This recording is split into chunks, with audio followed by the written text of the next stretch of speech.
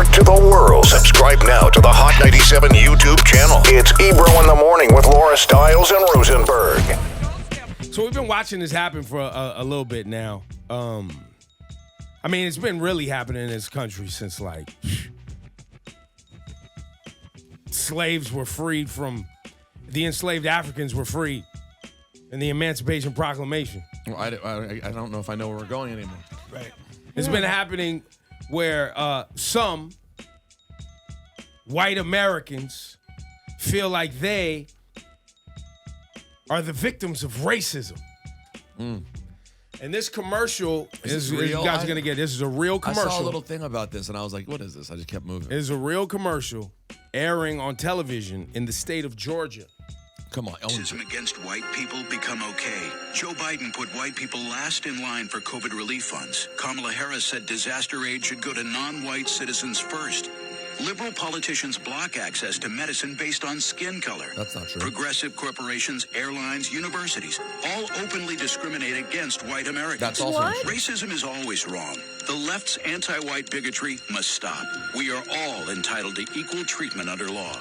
America First Legal paid for this ad. When did racism against Congratulations, you played yourself. What's wrong, Laura? What's wrong, Rosenberg? It's so ridiculous. Is your mind blown? America First Legal is actually a political action committee started by a man by the name of Jew Miller, Stephen Miller. Jew Miller. It was Stephen Miller's group, really? That's Stephen Miller's group. And the reason I say it that way is because a lot of people like to mix all Jewish people into the same pot. Right. And act like they're all on the same side. And everybody's all the same. Stephen Miller, who did that ad, family disowned him. Yeah. And wrote an open letter like, yo, what are you doing? His uncle excoriated him, destroyed him. He is the man that wrote the anti-immigration policy for Donald Trump's whole regime. And now they're running ads in Georgia. Just stoking the ignorance because most people don't even understand what racism is. Because racism against white people in America is not a thing. It's not. There could be. You could argue there's bigotry. Someone has to deal with bigotry. That's right. That word you could use. Well, they intermixed bigotry and racism in the same ad because he knows that people don't even know the difference. Right, and it's triggering, and they're like, "Hey, that's right. They are racist." And so, as we've been having this whole conversation for how many weeks?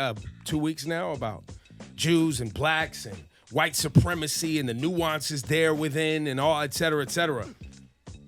There are white supremacists active in all of the different religious groups. Absolutely. It's not just Jewish folks or Christian folks or in Islam. And ethnic groups, too. By the And way. ethnic groups on top of that. BTW. BTW. I told you this last week, Ebro. Congratulations, you played yourself. I'm sick of having to explain what bigotry is. I had a great conversation yesterday with the very well-informed, very smart, and very funny Jon Stewart. Oh, where was whom that? I didn't know was Jewish. Didn't? I don't know what to say. That I didn't know he was Jewish? Yeah. Why would I know that? Everyone knows that. I mean, he's just Maybe I haven't been paying attention. You can't tell by how fun. You can't tell by how funny and smart he is. Stereotype. I don't know how I knew that, but I knew that. I don't know how. He said that. I mean, I'm sure he said it before. Yeah, I just didn't know. But we ended up talking about the anti-Semitism, Kanye and Kyrie on a segment I have on Apple called The Message.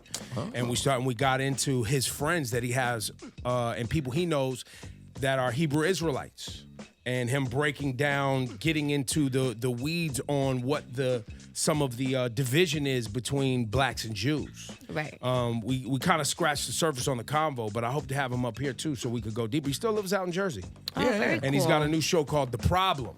Right. Which is on HBO Apple TV Plus. Apple TV Plus. And he has a podcast on there called The Problem, and you know what he's done with 9/11 and Of the course. veterans and Oh my gosh. you know a lot of other things. But I honestly always feel like when we have this conversation, which we've been having every day, you often talk about the issues of black Jews, like actual black Jews. Yeah. And I think that's a really valid and important thing to discuss. I also don't think it's remotely was at the core of the original conversation. Well, no. Like, But the reason I it's bring it almost up helping them out. It's almost the reason I guess I get annoyed is because even though it's true, it's almost like helping out Kanye when he didn't even know about it. Mostly because I want people to focus on a real issue. Right. Not Instead a of just non-issue. hatred. Instead of just hatred. Right. And making up this boogeyman. Yeah, no, that is true.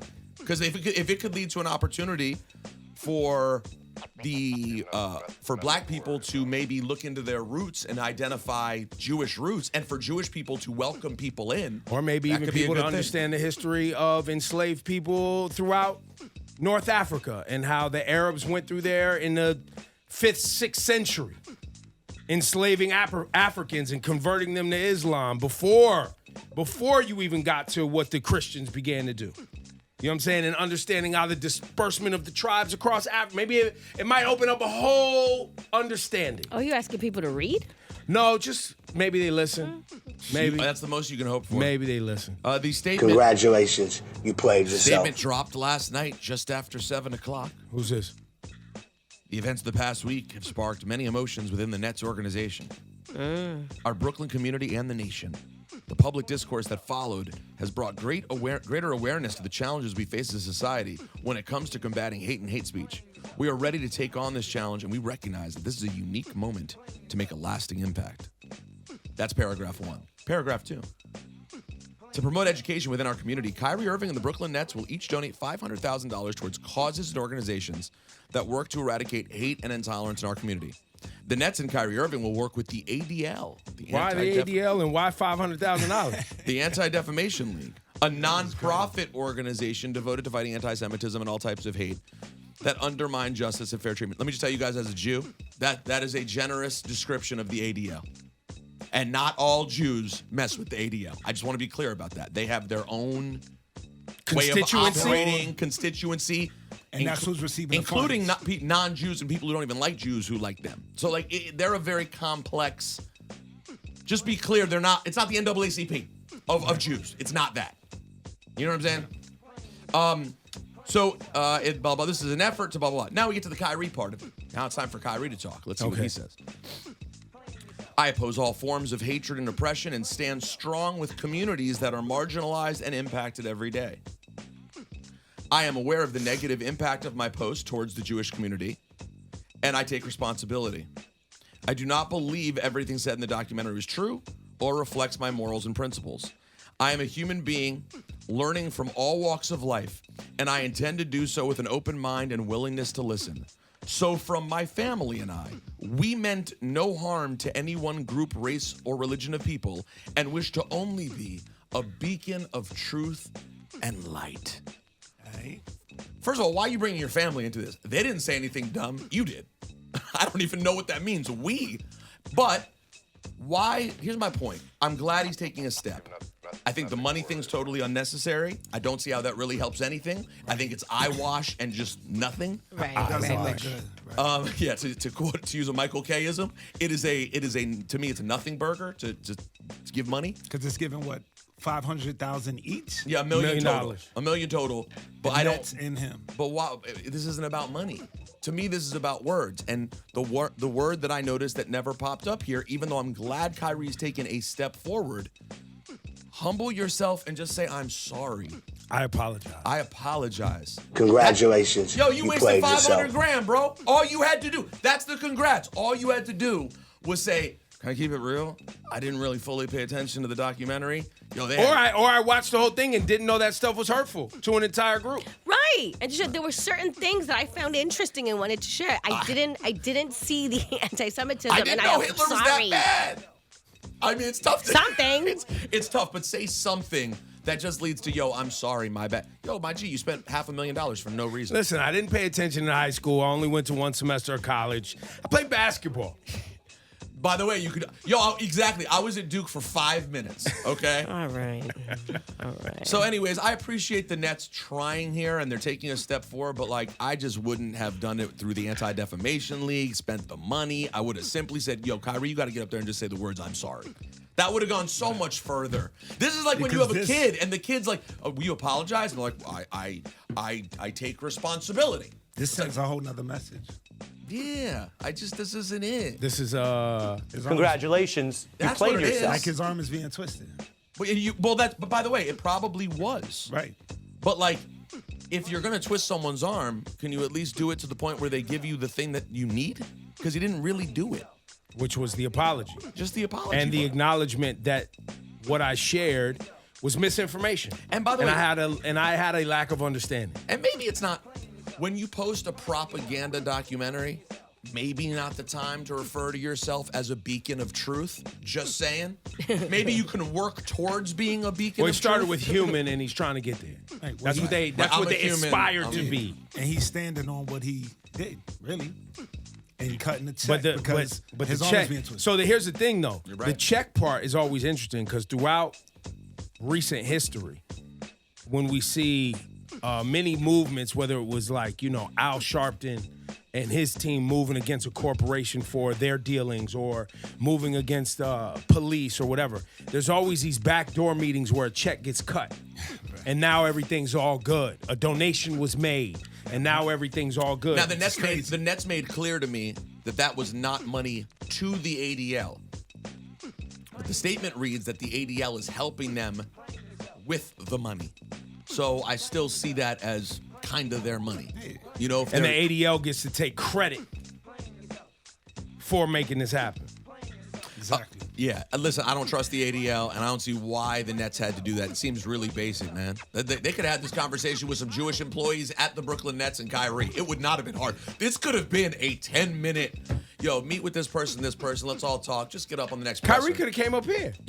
Easy. Kyrie could have come up here. Can I read you guys a positive thing? Sure. On the flip side, it doesn't normally fit in congratulations, you played yourself, but I want to highlight something dope. Okay. Tyler Perry. Did you see Tyler Perry's post? No. I loved it. Tyler Perry posted a picture. Okay. Old school picture of a classroom with little kids in it. Mm-hmm. And Tyler writes, "This first photo is of my mother with these adorable children she worked with at a Jewish community center. I remember her coming home from work one day devastated because there was a bomb threat, and my mother was horrified that there were people who wanted to blow up a building full of children because they were Jewish. I blurred their faces, but think about that. It brought her back to that pain of having to live through the bombing of a church in Alabama where 3 little black girls died. My mother made sure that I knew the community of what black people, I knew the commonality of what black people and Jewish people have endured. She not only taught me about slavery, but she also taught me about the Holocaust. But in teaching me about all our common pains, she also taught me about the allies that Jewish people have been for black people. Case in point, look at the founding members of the NAACP. It took allies to get us to a better place in this country, and those allies didn't look like us. It was Jewish allies that were murdered in Mississippi trying to help us get the right to vote.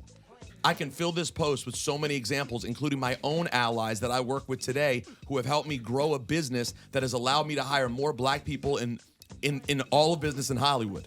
No one makes it alone. Refuse hate." That's a great post. Thought that was pretty cool. It was dope. Well, he gets a, Yeah, it's a reverse. and the Nets still get a. Congratulations, you played yourself. Laura, you got something up today? I do.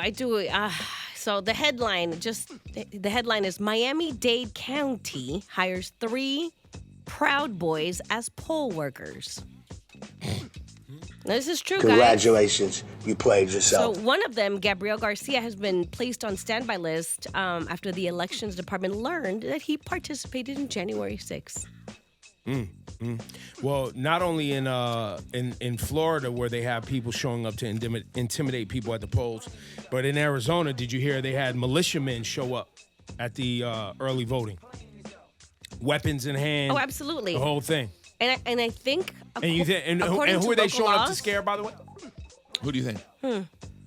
Black and brown people. Because they're, according to local laws, they're following whatever the protection laws are. So, like, if they're like, oh, they're fine, we can't get rid of them because they're standing, I don't know, let's say 12 feet away from the polls. So they literally legally can be there. Yep. But one of the Proud Boys that's working the polls shot a video and put it on social media. That's right, you heard it. I'm working the poll, wearing an F Biden hat. Cry some more, liberals. Enjoy your day. These are the people that are working the polls in Miami-Dade. Working the polls. Yes. Wearing an F. Biden hat? Yes. That doesn't feel fair. That doesn't feel right. Yeah, it feels corrupt. I thought you're not even allowed to give out stickers You're within not. 100. You're not. Congratulations, you played yourself.